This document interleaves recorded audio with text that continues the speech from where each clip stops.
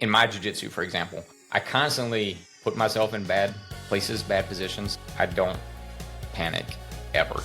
I'm not afraid of being in a bad position. If all of a sudden I realize, ooh, I should not have rolled that way, and I start panicking. And your face and your body yes. language and everything starts giving it away. Yeah.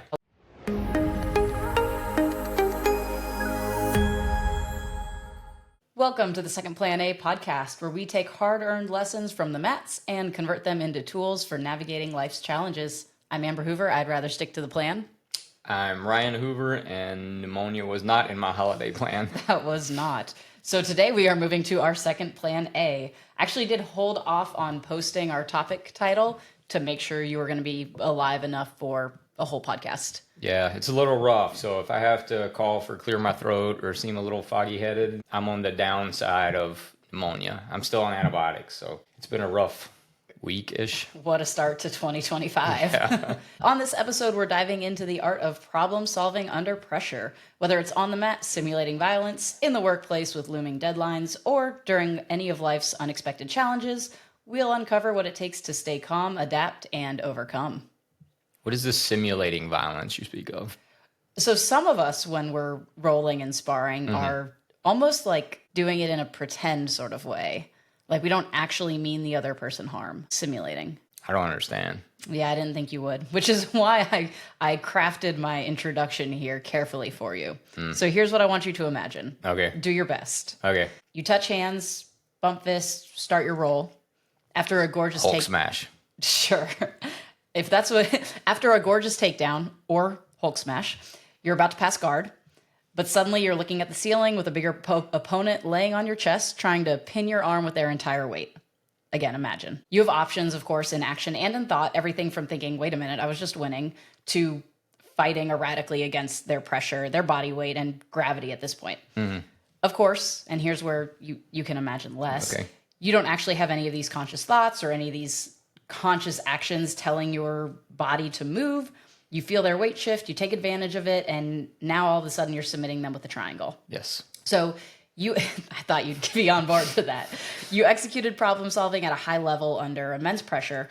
And best of all, when your opponent asks, what did you just do? You get to smile coyly, shrug your shoulders, and just touch hands and go again. Yep. Not that I've ever experienced anything like this, of course, but just, imagining it.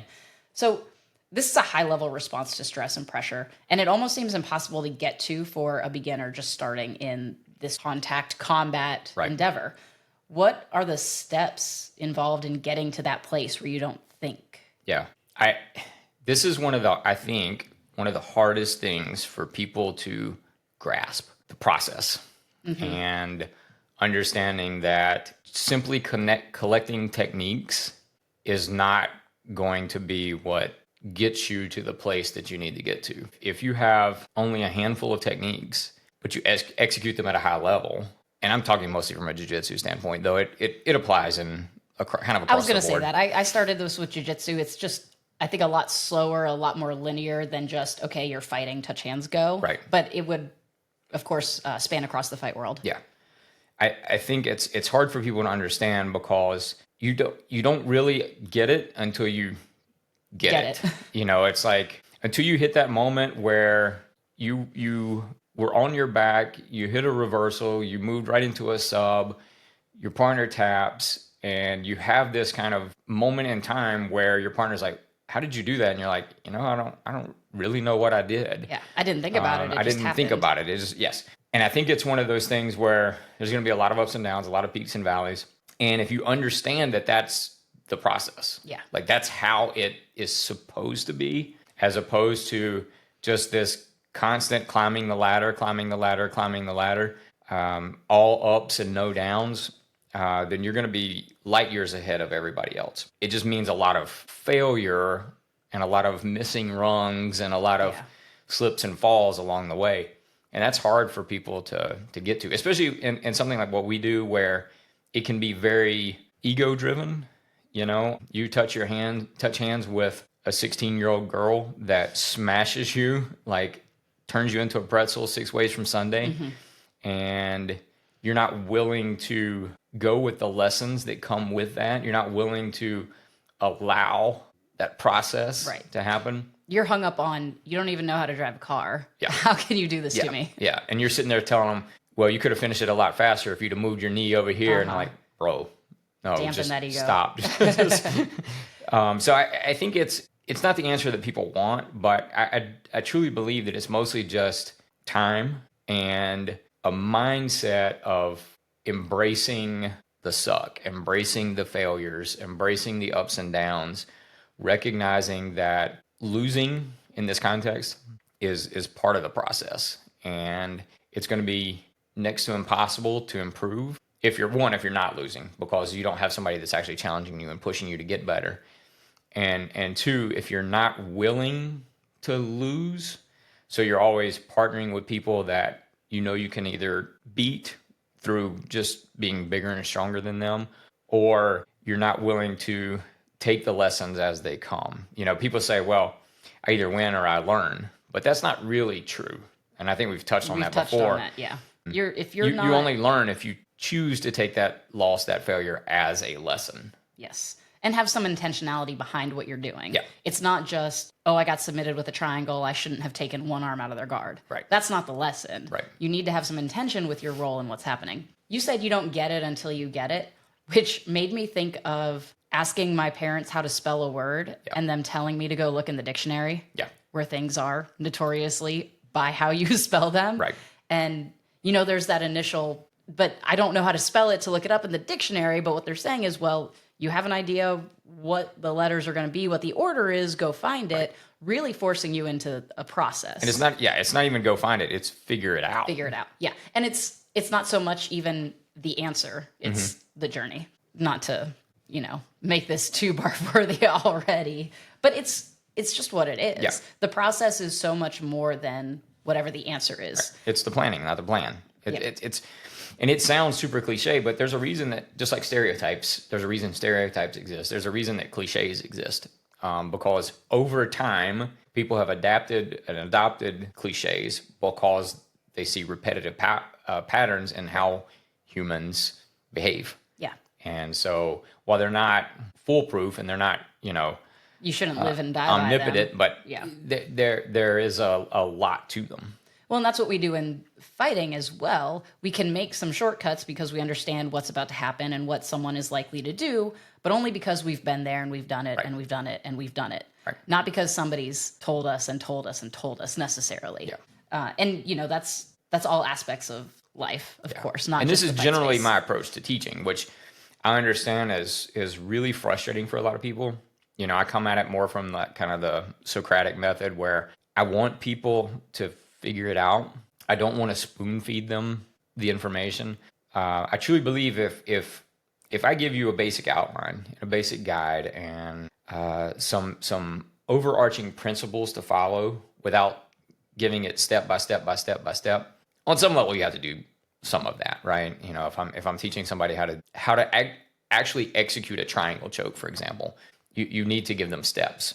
But I'm never going to be able to tell them all of the ways that they could actually hit a triangle. They're going to have to figure those out. And the better they understand how to set that triangle on their own, and the better they understand the requisite energies that come with two bodies in opposition to each other, the better they will be at ultimately finding triangles everywhere. And so when somebody asks me a question, I will usually question them to force them to think about what it is that they're asking me, instead of just saying, well, just do this, this, this.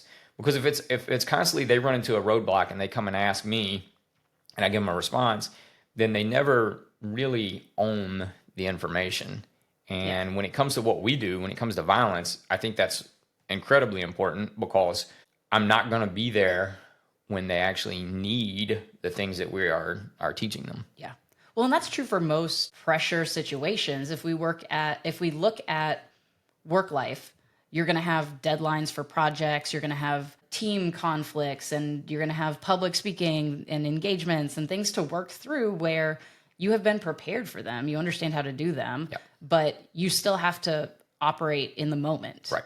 And yeah, that it comes down to somebody preparing you to be independent in those situations, not just continue to hand you the answers. Right. I think in a lot of ways, this is the X factor for high achievers. This being able to perform at a high level under extreme stress or pressure. You know, we've talked about that cookie will crumble. There are people that under stress, under pressure, kind of crumble, kind of fall apart. Yeah. And then there are people that thrive in that environment. And I think it's probably a combination of nature and nurture to some degree. There's probably some inherent, innate genetic composition to it. But I think a lot of it has to do with more how you've been brought up, how you've been exposed to dealing with life from a young age into being a teenager and an adult and whatever. So we actually go see a lot of live performances, from random bar with a guitar player to, you know, bigger concert venues to musicals and plays. Right. And for you guys listening, watching, one of our favorite things to do is watch and try to find where things maybe didn't go the way they were supposed to, or where we think, oh, I bet that wasn't what they meant, or these types of things, to see how they manage it. And you'll have things like microphones going out during a performance, or somebody off their mark. And I'm sure there's plenty that we can't see or notice because they're so good at continuing on. And that's high achievers being able to work well under pressure and go in the moment and be ready to move to the next plan A. Yeah. Because the reality is, and you know, in my jiu-jitsu, for example, I constantly put myself in bad places, bad positions, sometimes intentionally, sometimes not so much. I think what allows me to move through that is I don't panic ever. I'm not afraid of being in a bad position. And so if I make a mistake, I realize it. If I acknowledge it, then the other person also realizes it, if they don't already. And now they are more apt to take advantage of it. Whereas if I don't panic, I don't freak out, I don't acknowledge the problem that I know exists, and I take it as an opportunity to move into something else, then that allows me to kind of survive where maybe I wouldn't have if all of a sudden I realize, ooh, I should not have rolled that way, and I start panicking. And your face and your body language and everything starts giving it away. Yeah. One of my favorite Hooverisms came a few years ago, and it was hoovered during a jiu-jitsu class. And it was essentially, people who think they have options continue to fight. People who don't think they have options stop fighting. Yes. Your mindset, I can't personally imagine putting you into a position where you felt like you didn't have options. Because that's not how you are born and bred. Right. Yeah, it's just not how I'm built. And I mean, the reality is it's not true. Obviously, like there are plenty of people on the planet that are going to put me in a position where I truly don't have options. But I don't roll that way. Right. You know, I could roll with the best people on the planet, and I'm gonna go at it from a position of I'm always going to have options, right up until I actually don't. You know. Because I feel like the alternative is I'm thinking more about what that person is going to do to me as opposed to what I am going to do to them. And I think that mindset, that mentality is a defeatist one. You know, I'm constantly working from negative, not from a physical standpoint, from a mindset, an emotional standpoint. Right. And I think you're much more likely to find yourself in truly bad position, because bad position is relative. You know, whether it's in jiu-jitsu, whether it's in kickboxing, whether it's at work, whether it's at school, whatever. Being in a bad position, being in a disadvantageous place is relative to the person and how they perceive it. But if I go into it worried about that, then I think I'm much more likely to find myself in those positions more readily. We just talked about this with a lesson the other day. The wall isn't good or bad, but thinking makes it so kind of thing. If I get pinned up against the wall in a fight, I can think, oh shoot, I'm pinned against the wall, I have nowhere to go. Or I can think, well, good, here's 180 degrees I don't have to worry about. Right. I can focus on the problem at hand and deal with them. Yeah. I look at it like, well, they're not going to take my back and nobody else is going to sneak up on me, and they got to come to me now. So come get me.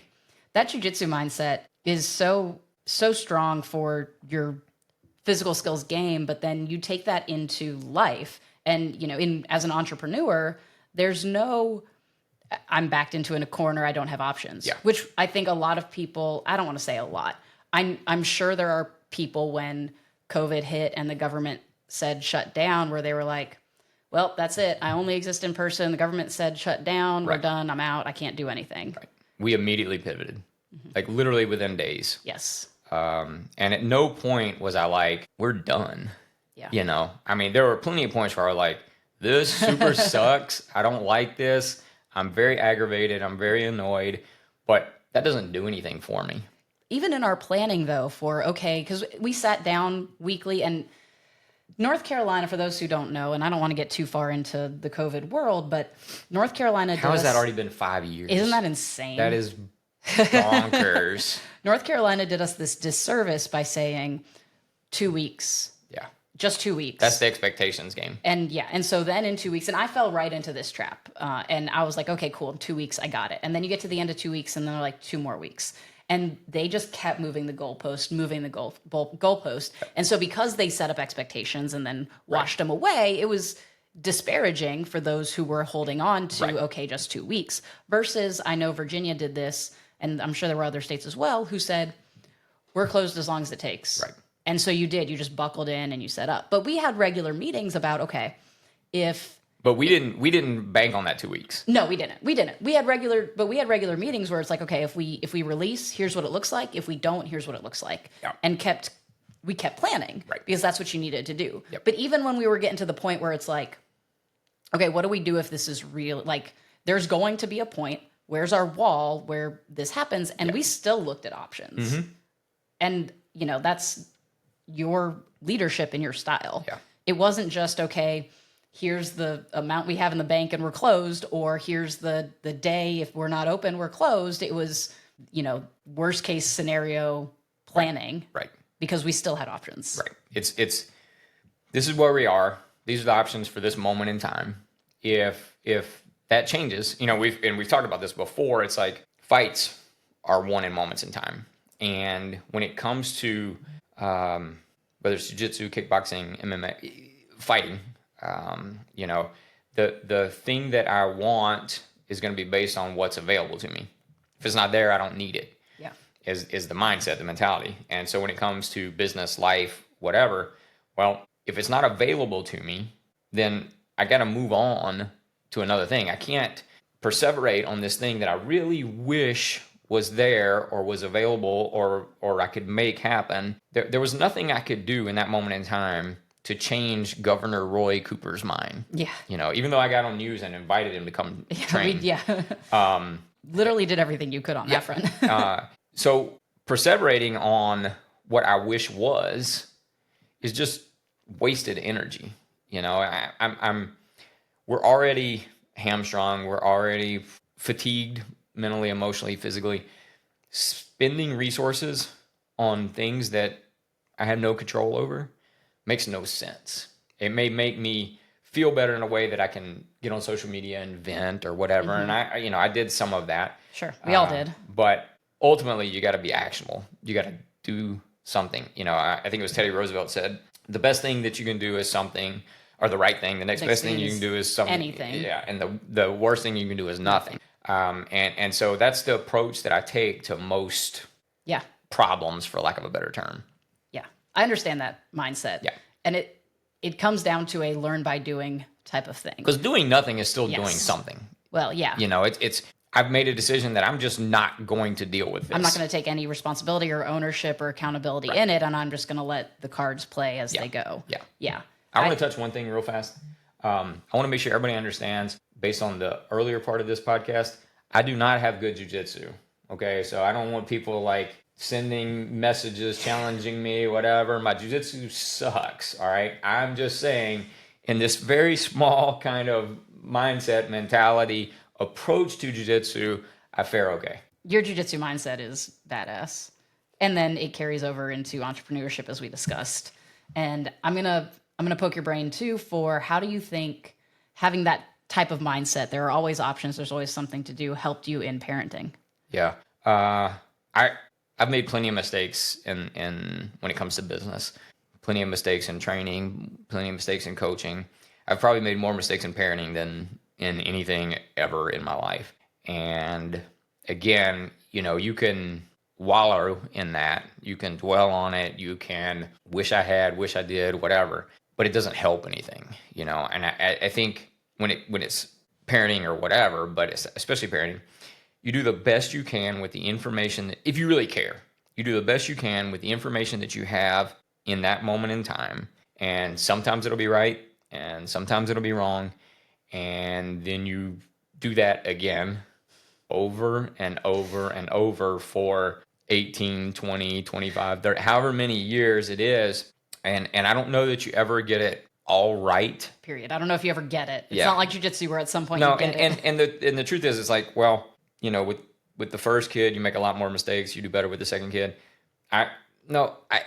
Maybe there's something to that, but the second kid is much different than the first kid. Yeah. Like they just are, Well, it's like lifting. If bench pressing 100 pounds is easy, you're not just going to keep bench pressing 100 pounds. You're going to keep pushing yourself and moving on to the next thing. And kids do that just as they grow. The challenges get more difficult, more complicated, more complex. Yeah. Like Inside Out. You start with 4 emotions to manage, and then all of a sudden there's 8. I mean, when they're very small, they need food and they need to sleep. Like that's it. Their needs are super, super basic. And are you calling me a baby right now? You attach your emotions to my words. I said what I said. Fair. Famously, I don't get over things and just move on to the next thing. Your ability to just done, we're on to the next thing, go, we're on to the next thing, go. And I'm still like, okay, but 7 years ago. Yeah. And I think in a lot of aspects of life, that's an important mindset to have, to be able to just move on to the next thing. I do recognize that there are flaws in it, especially when it comes to interpersonal relationships. Just because I am able to move on to the next thing doesn't mean that the other person in the relationship is there yet. And so I recognize that that's probably something I don't do very well, is take into account that the other person is still on this thing that, I'm 3 things on to by now. Yeah. Okay, so I want to walk you through a study that was done. And some of this is going to have some interesting crossover to life. Some of this will have interesting crossover to fight world. And then some of it won't, or we'll have to take on a different approach. And so it was a threshold concept study is what they called it. And a threshold concept was defined as something that once it's learned, it's almost irreversible. It's hard to take out of your mind. Once you know this thing, you understand this idea, this concept, you move on and apply it. Okay. And so they did this in a college class, and they repeated it a few times, but I'm going to focus on one so that we're focused on one set. And the class was called Problems and Puzzles. It met for 50 minutes, 3 times a week for 13 weeks. This sounds like a class I would actually enjoy. I was thinking I would love it too, and it would have been really good for me. I think a lot of people should take something like this, and it would have been great for you. I do agree. So they go through strategies, and every class they get a puzzle, and there's an intentionally sequenced version of these. It's not like they start with this just big, hard, hairy problem, and then it's all random. There's some intentionality to it. But there's very little lecture or instruction. They mostly have this class period to work on the puzzle. They do maybe some debriefing. They do some lectures on strategy and that sort of thing. But mostly it's puzzle at the beginning of class and then individually or collaboratively applying skills and concepts to attempt to solve it. And so they did in-class observations to study what was going on, and then oral and written responses from participants. So it's still highly qualitative in terms of what they're observing, but there's enough view of it from 3,000 feet, however you want to call it, and close in connection that they get a pretty good picture. So the first threshold they saw happened about 3 weeks into the course, and it was the persistence threshold. In the beginning of the class, students were anxious, unsure where to start. They pretty much wouldn't start on their own. They needed some kind of tip or hint. They needed instruction, that sort of thing. And by about 3 weeks in, the majority of the class, they were starting to begin with some confidence. Okay. They would get their problem, they would start working towards it. And it showed from their written reports that they had a lot more flexibility.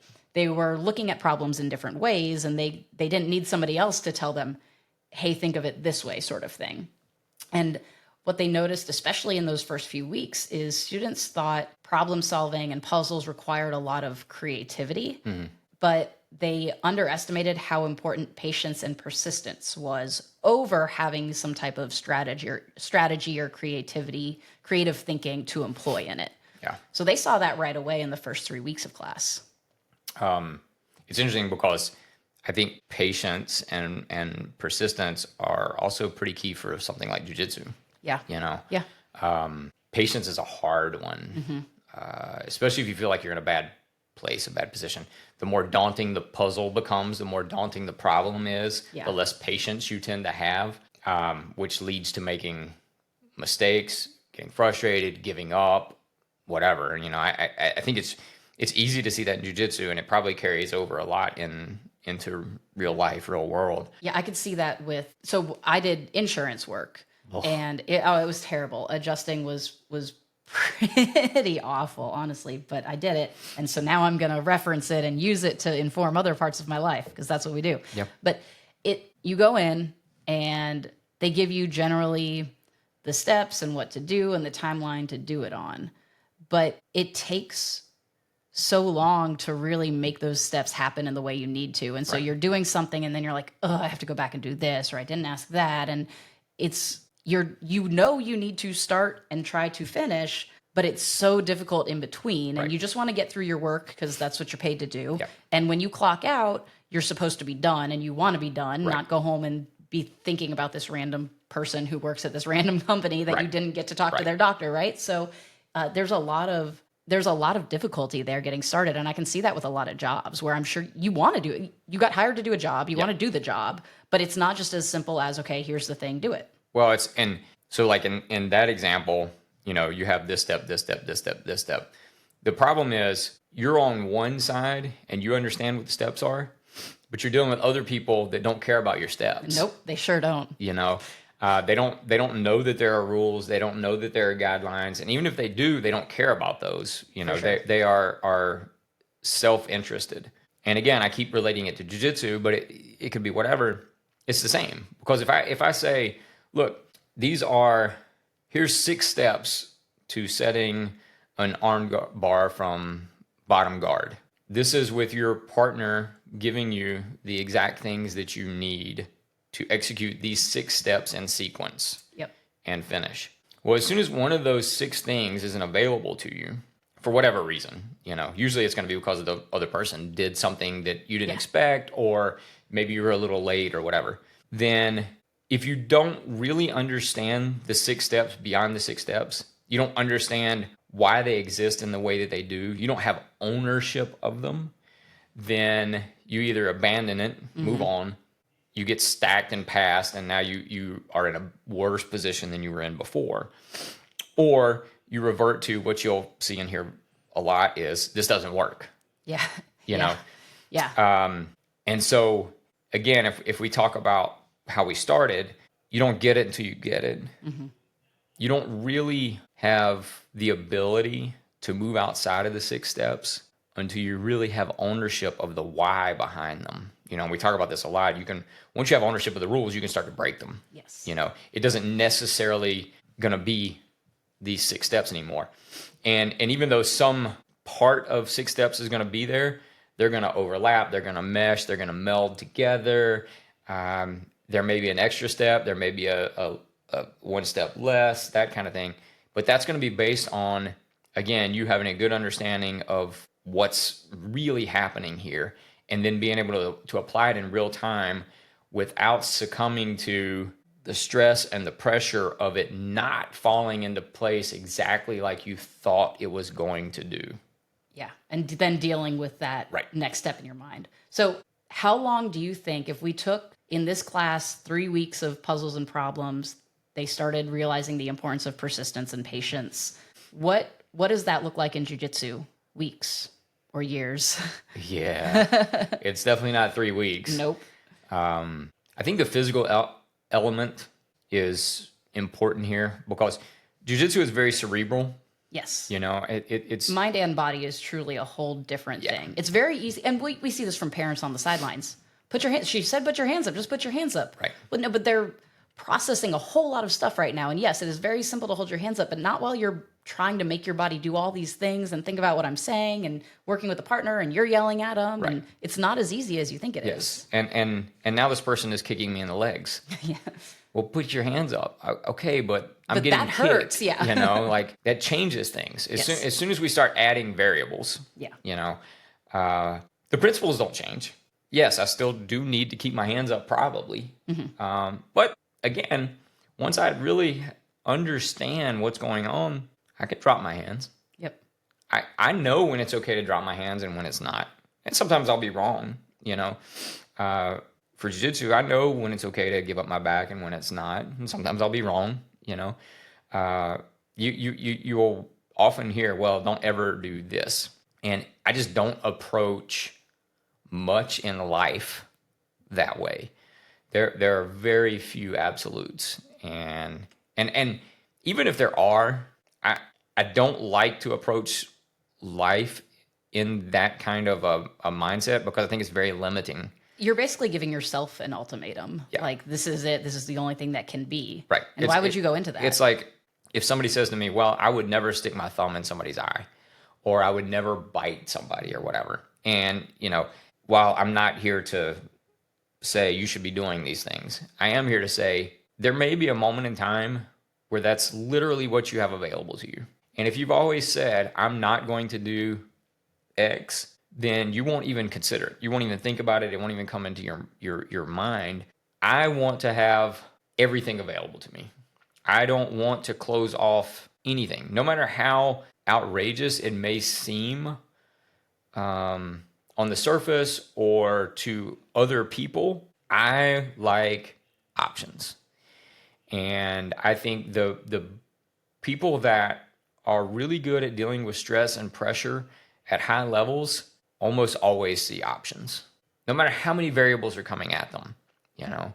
It's like, okay, well, I know that this is a problem, this is a problem, this is a problem, this is a problem, but somewhere in there's an opportunity. Because if I'll only see problems, then I'll never have come to a solution. Absolutely. And that's just, we can relate that to any part of life, I think. But that's my kind of overarching holistic approach to just existing. Big. That was big. Okay, so I want to take you to the next shift. Okay. And let's talk more about existing. Okay. And I think this will help us define that first shift, taking it from this problems and puzzles class study into jiu-jitsu or life or whatever it is. The second shift they noticed was around 8 weeks into the course, and it was the process over answer threshold, where students weren't so much focused on knowing the right answer, but knowing why the answer was correct. Yeah. And they said some students would know the correct answer, be it numerical. They can tell it's 5. Right. But they didn't actually really understand why. And they started getting to that point where they wanted to understand the process and have a deeper understanding of the entire picture by around that 8-week mark. And not everyone hit that point, which I think is a really big jiu-jitsu parallel as well. If understanding the process is the second shift, we're talking blue belt, we're talking multiple years. Yeah. And so not everybody's going to get there. Most people don't get there. Right. Because they didn't put that emphasis on patience and persistence that they needed to. And I think it's we fall victim to the expectations game. Yeah. Nothing else in life took me 2 years right. to do. And I think especially for people that are either high achievers in something else, they're very athletic or they're very academically gifted or whatever. Now you need both. On some level, you need both for jiu-jitsu. You need some level of athleticism. You need some level of mental acuity. And you're going to lose a lot. And if you're not used to that, it's very, very difficult to go into it with the mindset of what it's going to take to actually get to the next level, whatever that is or looks like.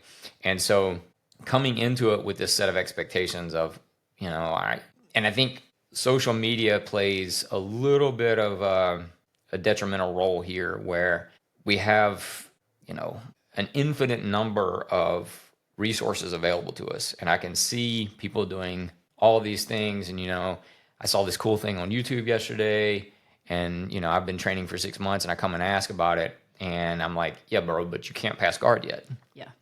Yes. Yeah, but I don't. Yeah, but I'd rather do a cartwheel pass Right. to pass it than Yes. Toriando. Yes. It's like, well. And so when we want to, we're very much a microwave society. We want things right here, right now, because as humans, what we've done is we have tried as best as we can to eliminate, eradicate, mitigate hardships, make every aspect of life as easy as possible. And so when there is an aspect of life that is not easy, that we can't shortcut, that we can't hack. Yeah. Hacks drive me nuts, Yeah. Then I think it's almost the default to just quit and move on to something else. Imagine a student coming into this class, understanding how the shift works. And so they come in, they take the first class, they understand what happens, what goes on. And then they come in, the next class they take is on week 3, expecting, okay, well, 3 weeks have passed, so persistence, got it, good.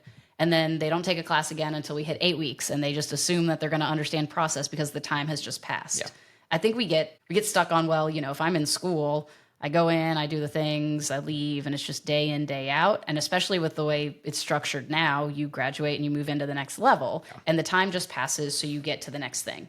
It's most of traditional martial arts. Right. You go there, you do the things, the time passes, you get the belt. Yeah. You pay the money, you get the belt. Yeah. But again, we don't emphasize the process. Right. And even if you are really good and you don't need the repetition and the hours and that sort of thing, then you don't respect the process and there's no growing beyond that. One of my favorite things, and I, whether I'm teaching jiu-jitsu or kickboxing or whatever, I almost always end with some sort of sparring, whether it's restricted or isolated or all out. One of my favorite things is to teach something and then see people trying to hit that thing in live rolls, live sparring. I love that. Because that's somebody that understands the process. Yes. They're going to take what and they're okay with not hitting it. They're not going to hit it because everybody's ready for it. Right. But that's not the point of it. Right. What they're going to find out is where it's okay to hit and where it's not okay to hit. And if they can hit it against people that just learned it right along with them, then now they truly are getting some ownership of it. Yeah. I'll tell a quick story. You'll remember this. A couple years ago, we had a guy, super nice dude, visited. He was a purple belt, visited us from a jiu-jitsu school in Georgia. Yep. And I don't remember what I taught that night, but I taught a thing, and it was a takedown of some sort because that's my What you jiu-jitsu. do. And he was rolling with one of our guys who was a white belt at the time, and they were equally sized or pretty close to it. Which is rare for both of them, I think. Yeah. Both guys were big.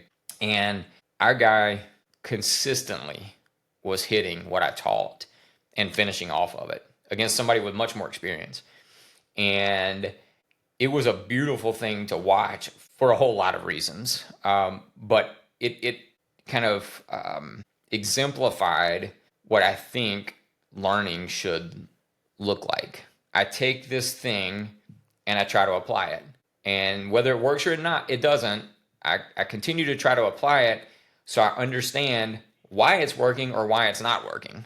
Not to lose half of our audience, but literally building neural pathways, making your brain make those connections. Yeah. Because, the answer isn't the point. It's the process. Right. Man, I forgot about that. That's awesome. That's what I've always tried to do in jiu-jitsu as well. And I've never, again, really been focused on, and I think it's to my benefit that I'm usually the smaller person in class because I'm not touching hands thinking, oh, I'm going to wreck this dude. Right.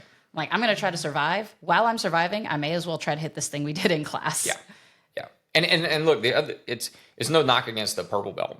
No, of course not. And different coaches, different 100%. expectations. Different expectations, different ways of, in my jiu-jitsu class, it is super rare in sparring that we start on the ground. Yeah.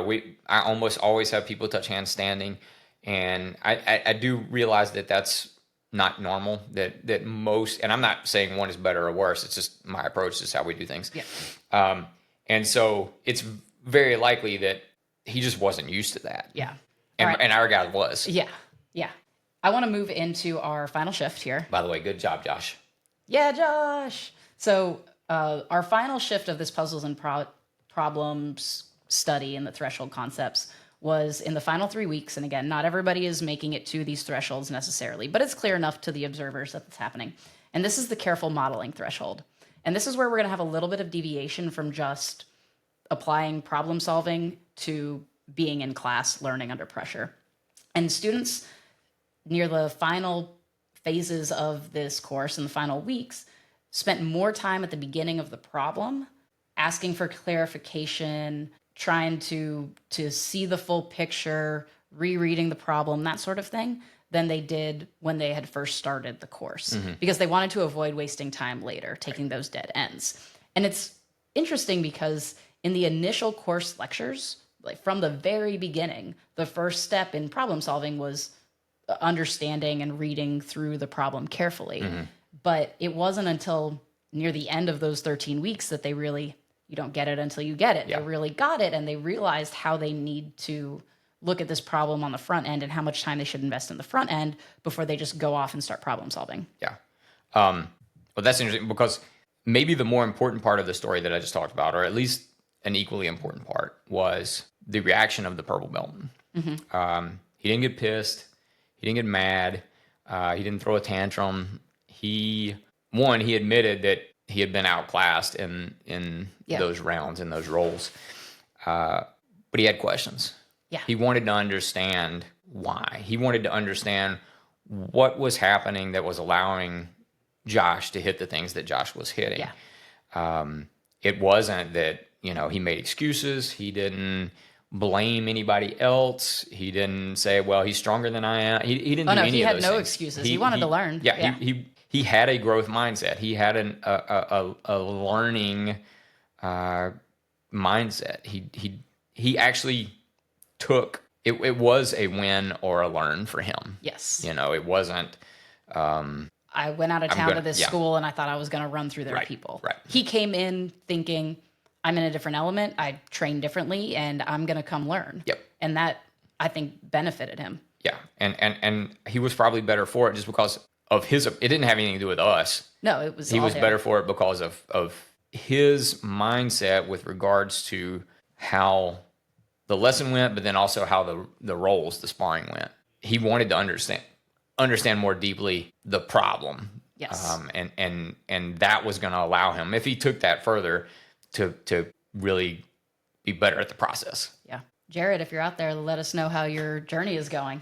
Not to necessarily call somebody out, and I think that's a common enough name that it's not, but like there's as much win for him there as Josh, Well, that's why I say, and I kind of felt remiss when you were talking about this last shift. I kind of felt remiss about not acknowledging maybe even the more important part of that anecdote, which was the way that he received the information.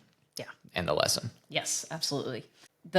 So this final shift was called the careful modeling threshold, and it reminded me very distinctly, I believe it was 7th grade, where we were given this giant sheet. It was a science class of questions. You can remember that far back? Yeah, it was like a couple years ago, so it's pretty easy. We were given this giant sheet of questions, and you were supposed to go in order, read whatever. The first one said, read this sheet in its entirety before you start. And then you read the second, third. And like your tendency is to start doing the things that it says to do because you're reading it. You may as well do it while you're there, sort of thing. But you get to the end and it says only do 3 and 6 or something like that. And I was like, I want to say that I followed instructions while I read the whole thing before I started. That tracks with me. I'm not sure if it's a false memory or not, but that was a really big eye-opener while I watched people doing weird things with their paper and going around the room. And I'm like, what are they doing? Like, didn't they see? But they didn't. They just started. They didn't spend the time at the front end to actually pay attention. And they wasted a ton of time doing these random things when all we had to do was put our name in the top left corner and, draw a star on the back or something. Right. When I used to work really heavily with Carolina Panthers, I was there twice a week. And I became pretty good friends with Coach Ken, they called House, who was the strength and conditioning coach at the time. And he had a sign on his door, and House he's an interesting guy, incredibly knowledgeable. I think maybe the only guy to ever win strength and conditioning coach of the year in colleges and the pros. Wow. And he had a sign on his door that said, if at first you don't succeed, try doing what your coach told you to do the first time. And I think, there's something to that in what you're saying, like everybody wants to skip to the triangle. Yes. But there is no triangle if you don't follow the things that lead up to it.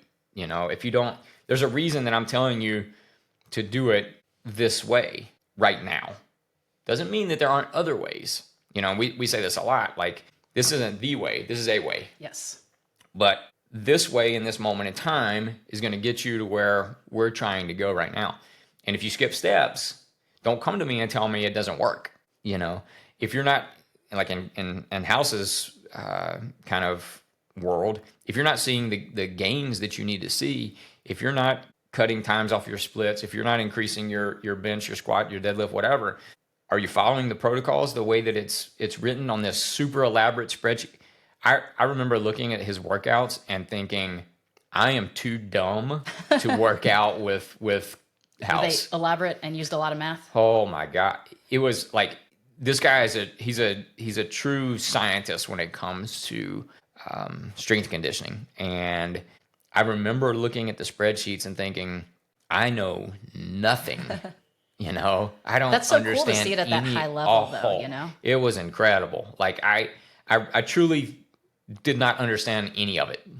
And I've been doing, some form of strength and conditioning since I was a kid. And I couldn't have told you anything on that spreadsheet or how to read it. It was just mind-blowing to me to see it at such a high level. Something that I've done in some way my whole life. But that sign on his door, and he's only at this time, he's only working with professional athletes. Mm-hmm.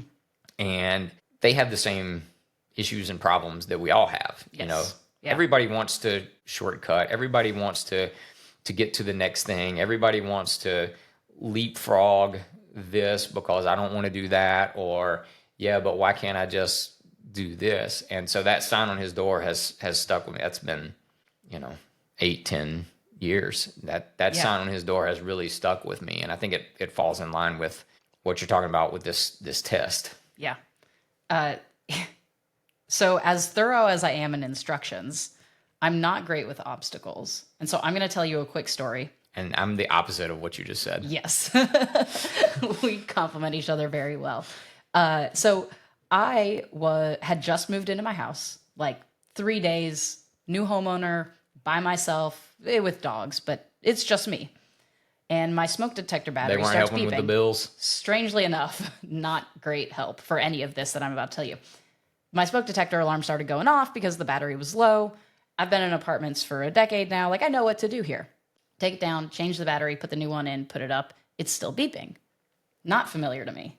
Friends? This is literally Friends. No, it's literally Friends. Okay. So if you don't know the Friends reference, I don't know what to tell you. You suck. Go watch every Friends episode so you can keep up with us in this podcast. She can list the episode to go watch. Yes, I will tell you exactly where. So I'm like, okay, well, what do? Well, I do what every millennial does, and I Google it. So I get a YouTube video, and it tells me to disconnect the whole thing from the wall, hit the reset button, plug it back in. It'll be good to go. Super simple, super easy. So I get up there, and I'm trying to remove it from the wall, and I just can't disconnect it. So I'm like, well, let me just hit the reset button anyway. Mm-hmm. Fun fact, the reset button and the test button are the same thing when it's connected to the wall, which is why it was super important to disconnect it from the wall. Mm-hmm. So I hit that wonderful button.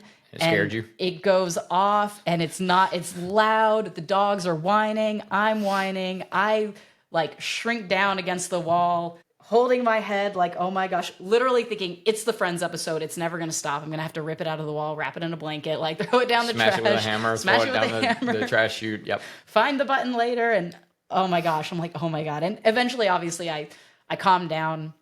I disconnected it or hit the button. I figured it out, right? Mm-hmm.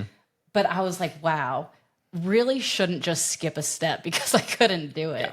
Yeah. But yeah, so that's my story on not skipping steps. Well, and this is the difference between cooking and baking. Yeah.